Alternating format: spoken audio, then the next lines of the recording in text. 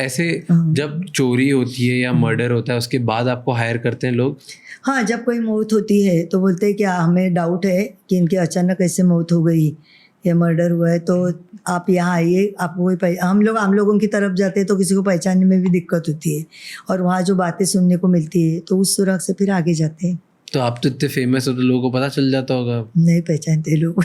नहीं, आप तो पहचान जाएंगे, इतने इंटरव्यूज करे आपने, इतने लोग। नहीं पहचानते, ये तो बात है। कैसे? बिंदी निकालने का, थोड़ा सा उलिया बदलने का नहीं पहचानते लोग। चुपके से निकल जाते कैसे निकल जाते हैं। पल्लू बिल्लू मुंह भी बंद करने का किसको पता चलता है? नहीं समझ आएगा लोगों को। आपकी से पॉलिटिशियन से दोस्ती कैसे हुई इतने सारे? जैसे आपने बोला क्या हो गई, प्रोफेशन अलग है ना। शुरू में लोग बोलते थे कोई और प्रोफेशन नहीं मिला क्या, ये क्यों लोगों को पीछे पड़ी है, लेकिन अभी जब उनके काम आते हैं तो पता चलता है कि डिटेक्टिव होना कितना जरूरी है। कि बाला साहब ठाकरे भी आपको मानते थे, तो बहुत, आप रात मिले को कैसे? 2 बजे भी उनका फोन कभी भी आता था, इतना रिलेशन था। तो ऐसे आप कब मिले उनसे पहली बार और कैसे दोस्ती हुई? पहली बार हम लोग मिले थे, मेरी एक फ्रेंड थी, उनका डॉक्टर का डिस्पेंसरी निकला था अस्पताल, तो उन्होंने इसके लिए बुलाया था बाला साहब ठाकरे को, और मेरे को ज़्यादा कोई लोग नहीं थे। तो साहब का एक स्वभाव था कि अलग अलग लोग मिलते हैं तो उनको ये करने का, तो मुझे उनको मिलने की बहुत ख्वाहिश थी, लेकिन इतना मालूम नहीं था कैसे मिलने का क्या, और उम्र भी इतनी नहीं थी। तो मुझे पूछा आप क्या करती है, तो मैंने बोला डिटेक्टिव।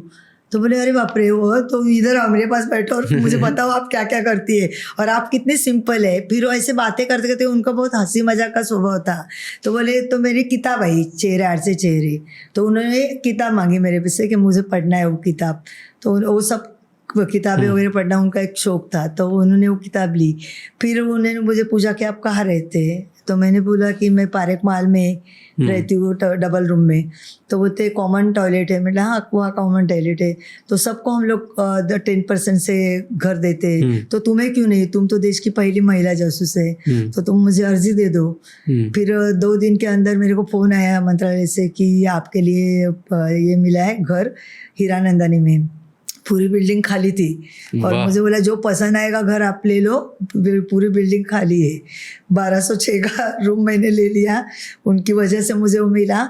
लेकिन उनको वो बहुत इज्जत करते थे कि मैं इतना अच्छा काम करती हूँ, और कैसी कि मेरे नज़र में क्या मालूम नहीं क्या है कि बोलते एक शार्पनेस है, लोग आपको डरते होंगे, कोई हिम्मत नहीं करेगा आपको टच करने की। तो उनको बहुत अभिमान था, लोगों को बोलते थे इनको देखो, ये लड़की कैसे आगे पीछे घूमती नहीं किसी के आगे बढ़ने के लिए। कितने भी बड़े बड़े मिनिस्टर हो, कुछ भी हो, उनके जगह पे, मैं मेरी जगह पे, ऐसा मेरा एक नेचर है। इसकी वजह से मेरे घर वाले बोलते कि तू आकड़ू बिकड़ू नहीं है, लेकिन क्या है किसी के पास हाजी करके ये करने का, लाचार होने का। में तुम नवदुर्गा का अवतार हो, तुम आदि शक्ति हो, किसी ने हाथ पकड़ने की कोशिश की तो थप्पड़ लगाने की हिम्मत तुम्हें भी चाहिए, उसका हाथ उखाड़ने की, और वो हिम्मत मेरे में है। अगर ऐसे और भी बहुत इंसाइटफुल शॉर्ट्स और क्लिप्स देखनी है तो इस चैनल को सब्सक्राइब कर लो।